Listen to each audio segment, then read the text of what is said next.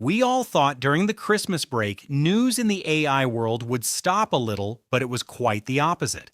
On Christmas Eve, Nvidia has struck a massive deal with the AI chip startup Groq, a deal valued at a staggering $20 billion. Now, this isn't your typical acquisition. If Nvidia tried to buy Groq outright, global regulators would likely block it immediately. Think back to that failed ARM deal. Instead, this is cleverly structured as a non-exclusive licensing agreement paired with a huge talent transfer. Here's what's really happening. Nvidia gets access to Groq's ultra-fast language processing unit, or LPU technology. And crucially, Groq's founder, Jonathan Ross, the guy who famously co-invented Google's TPU, and his core engineering team are joining Nvidia right away. Groq will technically stay independent under a new CEO to handle old contracts, but the brains behind the operation are moving to Nvidia. So why is Nvidia paying nearly 3 times what Groq was valued at in September? It all comes down to the physics of computing. Nvidia dominates AI training, teaching the AI, which needs massive parallel processing. But Groq dominates inference, running the AI in real time. Their chips use SRAM located right on the chip itself. This kills the memory wall, the lag from fetching data. This lets Groq's chips generate 500 plus tokens per second compared to about 80 on standard GPUs. As we head toward agentic AI, where bots need to talk to each other instantly, latency is the enemy. By bringing in Groq's tech, Nvidia makes sure that even if the industry moves away from heavy GPU use for inference, they still own the winning alternative. Industry insiders are calling this a reverse acqui-hire, mirroring what Microsoft did with Inflection AI earlier this year, buying the talent and the IP without buying the company to avoid antitrust scrutiny. Now, while the hardware giants are consolidating, the job market is undergoing a radical shift. A new Forbes AI workforce report just dropped on December 25th, and it's coined the term the Great AI Pivot. The numbers are shocking. In 2025, the U.S. saw over 48,000 job losses directly tied to AI. But here's the twist.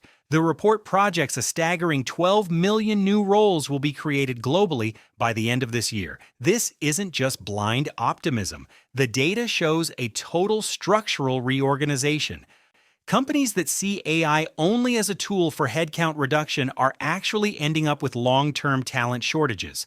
On the other hand, the 68% of C-suite leaders investing in human-AI collaboration are winning big. So what are these 12 million new jobs? They're not just for coders. The report highlights brand new roles like prompt architects pros, who design the inputs for complex multi-step AI workflows, AI safety auditors, legal and compliance experts who make sure AI outputs don't break any rules, human-in-the-loop supervisors, the crucial experts needed to verify AI outputs in high-stakes fields like medicine and law. The report argues the key modern skill is shifting from knowing the answer to knowing how to verify the machine's answer. It also notes giants like IBM and Amazon are pivoting to internal AI academies to reskill their current workforce, realizing that firing people just destroys invaluable institutional knowledge. As the economy pivots, the legal battles are heating up fast. On December 23rd, a major copyright lawsuit was filed by a group of authors led by John Carreyrou, the investigative journalist who exposed the Theranos scandal. This lawsuit is different for 2 big reasons. First, it targets everyone. The suit names 6 major defendants: Anthropic, Google, OpenAI, Meta, Perplexity, and, for the first time in a big case, Elon Musk's xAI. Second, these authors opted out of previous class action settlements. They argue those settlements let big tech pay bargain basement rates and don't stop the core issue, theft. They allege these companies built their AI empires by training on pirated books from shadow libraries like LibGen and Z-Library. At the same time, the New York Times has opened a new legal front against Perplexity AI. This isn't just about copyright anymore, it's about trademark dilution. The Times argues that when Perplexity hallucinates, when it makes up fake news and then attributes it to the New York Times, it actively damages their brand's reputation. Their complaint says displaying the NYT trademark next to fabricated info tarnishes their century-old reputation for accuracy. If courts agree that AI hallucinations cause trademark damage, it creates a massive new liability. AI companies could be sued not just for stealing content, but simply for being wrong. Let's move from the courtroom to something literally closer to home. In the consumer space, a company called Vita Dynamics just launched their AI-powered robot dog, the V-Bot, and the market went crazy. Priced around $1,368, this robot sold out its first batch of 1,000 units in just 52 minutes. This isn't some remote-controlled toy. It runs powerful on-device AI with LiDAR and depth vision, meaning it can navigate your house and interact with you completely autonomously.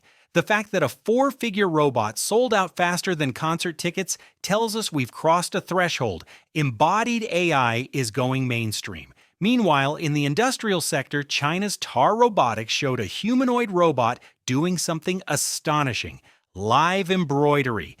Robots have always been terrible with soft, flexible materials like fabric because the shape is always changing.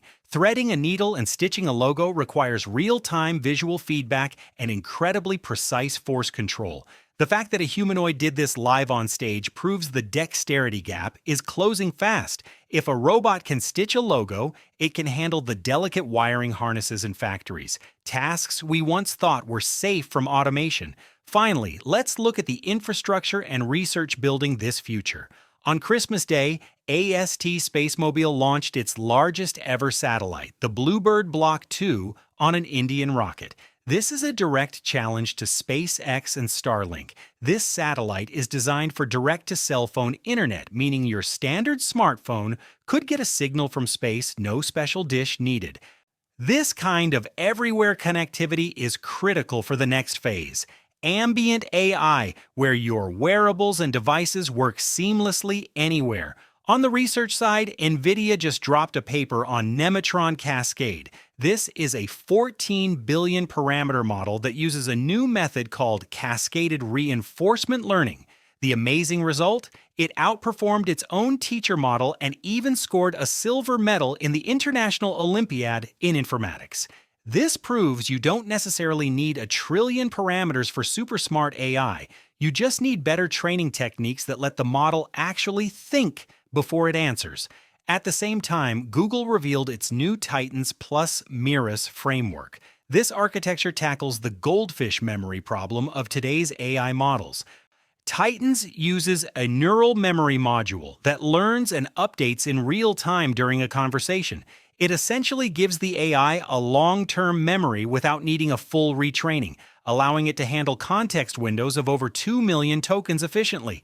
From a $20 billion reverse takeover to robots stitching logos and AI gaining a real long-term memory, the end of 2025 has absolutely set the stage for a wild 2026. What trend are you most excited or concerned about? Let me know in the comments below. If you found this breakdown useful, please give this video a like and subscribe for more. Thanks for watching. I would be glad if you like and subscribe, and until next time, bye for now.